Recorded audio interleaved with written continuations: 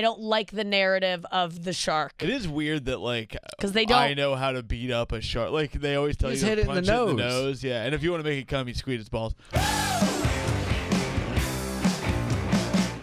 We have Rainn Wilson coming in. Any thoughts about this? Leading up to excited. Rainn Wilson coming into our studio. Ian, I go. am so excited. 10 years ago, I exclusively used his quotes to pick up women in chats. Damn. On In chat. Bears Beach, Yeah, like when you talk to Battlestar someone. America. Remember AIM? Sure. You would I would use office quotes as like my away message. Yeah. And Oh, then yeah. a girl would be like, "That's so funny." I was like, "Oh yeah, did you see this Here he episode?" comes. Here he is, Get man. ready. It's the best. He looks very he's cool. God, he's Hey, so all cool. He's like handsome and rugged and Yeah. cool. Yeah. He's got a whole team coming with him. Rainn Posse, Wilson, what hello.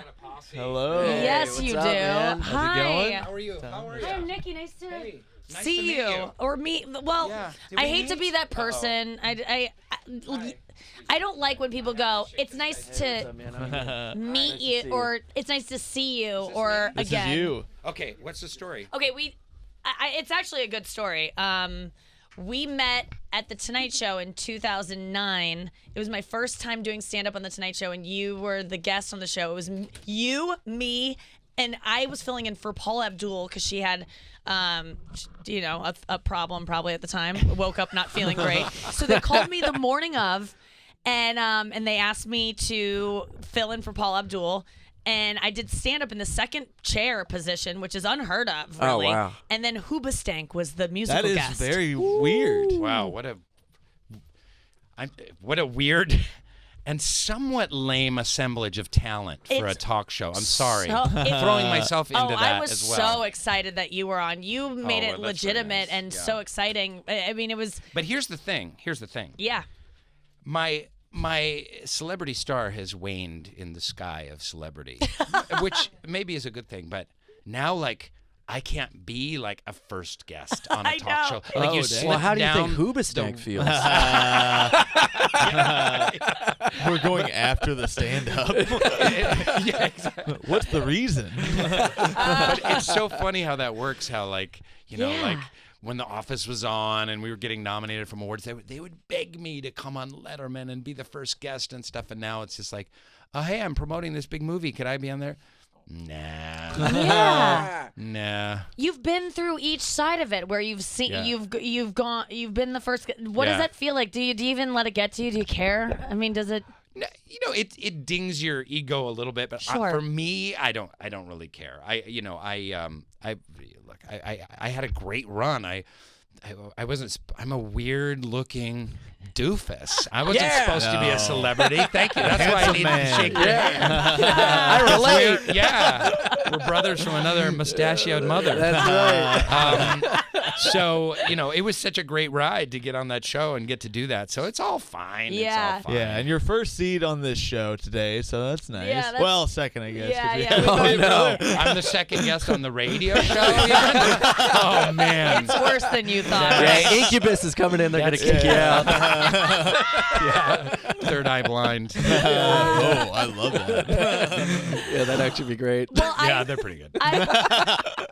I actually, I remember I crept into your dressing room Uh-oh. when you were on the couch talking to Jay Leno because they didn't give me a bar in my room and I was drinking at the time and I was like, I need a beer before I go out there and do my television date. Like I don't go on stage without a beer in me, so I stole a beer from your room Nice. and chugged it right before I went on stage. Was like I a real was I winner. nice to you or was I kind of You a were, dick? of course, you were nice to Well, me. You were I- so nice. There's been times when I've been a dick. I'm sure, but like, we all can be dicks, but in that kind of setting, and I'm another piece of talent on this, you were so lovely.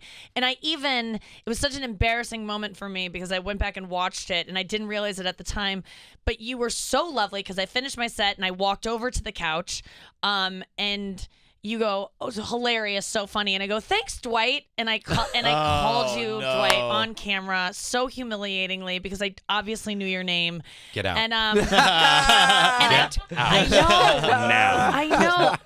It happens to you a lot, though. I'm assuming. Sure. Yeah, it happens all the time. Yeah, people like. I'm really sorry Never that I on was the one Tonight of Show. those. Yeah, usually not like other fellow performers in Hollywood. Yeah. Dwight. It was so Guys on the embarrassing. street like Dwight. Dwight. Yo, Dwight, can you get a selfie? Dwight. I get that a lot. I would say every day. And I want to say, you are so charming and friendly that and relevant. Yes, I will take a selfie with you. No. What do you do? Do you just go, no, like, what's your plan? Fuck you. Yeah. Nice. No.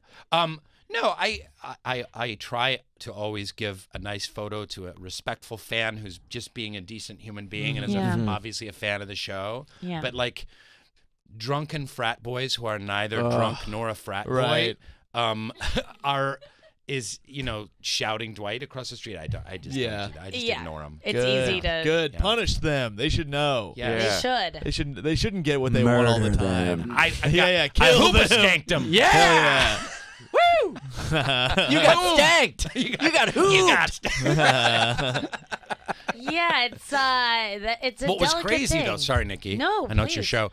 The craziest thing. I now. went and did a play in Chicago, and the people in New York and LA, they're pretty savvy about celebrity, and they're like, oh, and you could tell like they recognize you, but they're like, okay, there's celebrities around, and whatever, we'll be respectful. In Chicago, I don't think they get any celebrities at all. And Yeah. it feels weird talking about myself as a celebrity, but You're a celebrity. whatever. You're allowed I'm a to. recognizable former sitcom figure, but they just go crazy. They just went crazy in Chicago. I mean, they would paw at my clothes and grab my arm on the subway and just Whoa. like be shaking. A girl came up with tears running down her face. man. Like, Oh my God. they don't get any kind of celebrities. You would be huge in Yeah. Chicago. Yeah. He would. I'm going next weekend. Hell yeah. Nice. What's your deal? Who are you? Isn't are he? you, He are you a gets, stand-up? He Yeah. gets recognized on the street, and he's not been on anything. Like people just want a picture with you. I know he's Yeah. got a great. What is your name again? Ian Fidance. Finance. Fidance. Finance. Finance with a D. Yeah. Finance. And he's Finance. hilarious. He's and Yeah, he's just I feel like someone I that- want to manage your career. Let's do it. I feel like I want to like take him to Hollywood and be like, "This is Ian Finance." That's right. And he's an actor. I mean, he will be someone that people will be screaming whatever your character name is Yeah. eventually. Call at me in Chicago, baby. Yeah. They already do. yeah.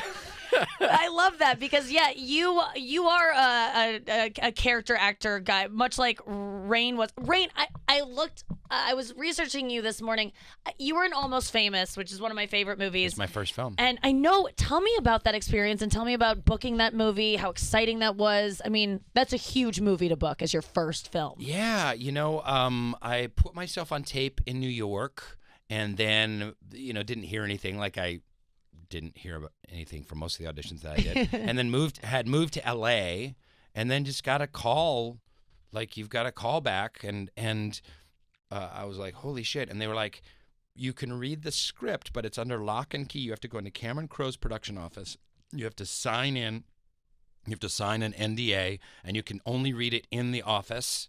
And you can't take it with you or take any pictures. They confiscate any cameras or phone. So I went. It was like this sacred pilgrimage of like going down to Vinyl Films in Santa Monica, and they brought it out like on a silver tray, and like there was like a chorus of angels going Yeah. Like the suitcase in Pulp Fiction. yeah, You know, exactly, without- lighting up. Yeah.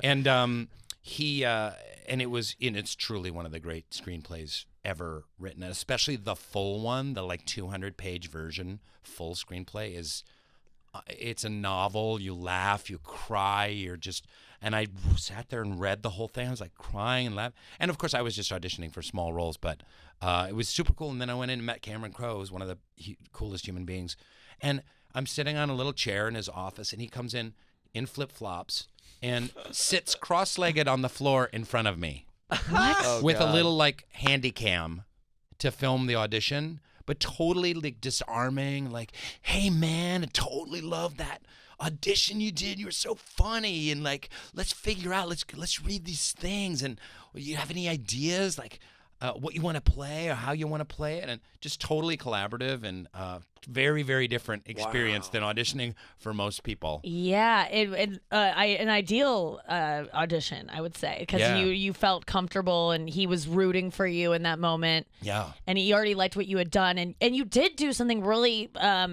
You made a lot of hard choices on that character. I mean, it really stands out to me as soon as, and I didn't even realize it was you until I read that this morning. I was like, oh my God, of course I know that guy. Like Ian's in that. That's Yeah, right. you worked at Rolling Stone. The character was the editor. Yeah, he was an editor at Rolling Stone. Dave, and now I'm blanking on the name because he's an actual based on an actual person. 5 a.m. Yes, and he's and I met him. He came by the set when we were shooting, and he was Cameron's mentor as a young writer. So, wow. And in fact, when I read the script, there was an amazing scene of this guy Dave with the kid at the airport, and it's a 2-page scene all about like writing and what it means to fall in love with a band, but don't fall in love too much because you've got to be a journalist, and just about life. And I was like, so when I got cast, that scene was still in the script, and then they called me like a month or two later, and like that scene's been cut. I was like, you get this role, and you're so excited. Yeah, it's still, oh man, you still really shine in that film, and I just love that was your first film. Because what had you been doing up until that point? I went to NYU, and I was doing theater in New York for the most part. So Yeah. I spent 10 years doing Shakespeare and just little plays, some big plays. I was in a few Broadway things and regional theater, and I went for classical. I'm not in the comedy world. People always think I was like a stand-up or a sketch comedian or improv guy. I never did any of that stuff. Wow. I just played weird characters in plays, which kind of worked for Dwight, to transition into that role from doing Shakespearean clowns to Dwight is actually not that far of a shift. Yeah, you bring that to that role. That really makes a lot of sense to me that you it's I want to ask you about the movie that you are currently in and out, and that is the reason you're here. It's called The Meg. It's based on I didn't know what I just thought it was about a girl in a sorority. Yeah. Meg. She's haunting the sorority. Yeah, and, You guys. it's the megalodon, which is the Yes, the extinct big shark. Yes. And this is a monster movie, and Yes. and you play a scientist. No, Or, no, you play the I'm guy so that- glad you did your research. I did. You let him out. Wrong. My God. favorite part of the trailer is when you tell Oh. Jason Statham that he had an attitude problem. Yeah. That was great. No, I play Morris, who is a billionaire industrialist who funded the whole scientific operation and built this underwater lab that the scientists in it discover this kind of like this secret area of the ocean that's never been uncovered before, and they go down under it, and then they unleash the megalodon who comes up into the waters to chomp on thousands of people. Yes, and you shot this in New Zealand. We shot it in New Zealand. Amazing. It was 3 months in New Zealand, which is the most incredible country on earth. Yeah. It's incredible. Had you been there before? I'd never been there before. It's amazing if you get a chance to go. It's a long ways, but man, it's spectacular. And it was like one of those dream jobs. It's like, oh, you're going to pay me all this money, and I'm going to be in New Zealand with Jason Statham, and cool. This is awesome. But you spent a lot of time on a boat filming. Yes. Yeah, so we spent a few weeks on a boat out in the actual ocean and shot some stuff out there. But most of it was that same boat that we were on in the ocean. It's so weird how they do these things in movies. They made another version. They made 2 boats, and then that second one they cut in half. And then we were shot on the back of that half of a boat in a tank, in a giant tank about the size of a soccer field. Whoa. That's like 6 feet deep. And they put that boat in the tank. And then giant green screens around it and the cameras, and they could kind of rotate the boat and turn it and stuff like that. So we spent months on that boat. But we had a lot of fun. It's a really fun ensemble of people. I mean, it sounds like it. And you were there during the election. You said you were like out on the water Oh, wow. Yeah. when you were when the results were That was coming weird. in. That was so weird. Can you tell me Take about us that? to Canada. Yeah, exactly. I'm staying in New Zealand.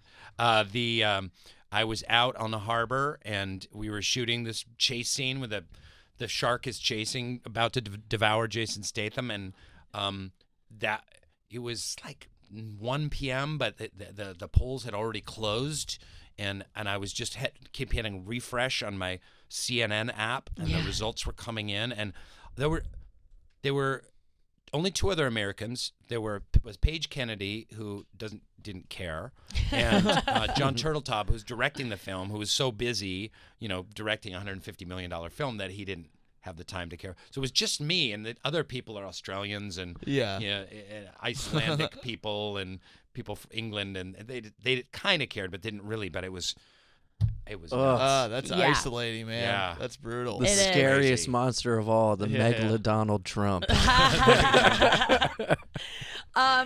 Did you grow up liking these? Let me just talk to you about sharks. How did you feel about sharks going into this? What was your knowledge of them? Are you scared of them? Are you someone who enjoys the ocean? I like the ocean. I'm a real wimp around the ocean. So people say, "Oh, do sharks scare you?" It's like, yeah, sharks scare me, but you know what else scares me?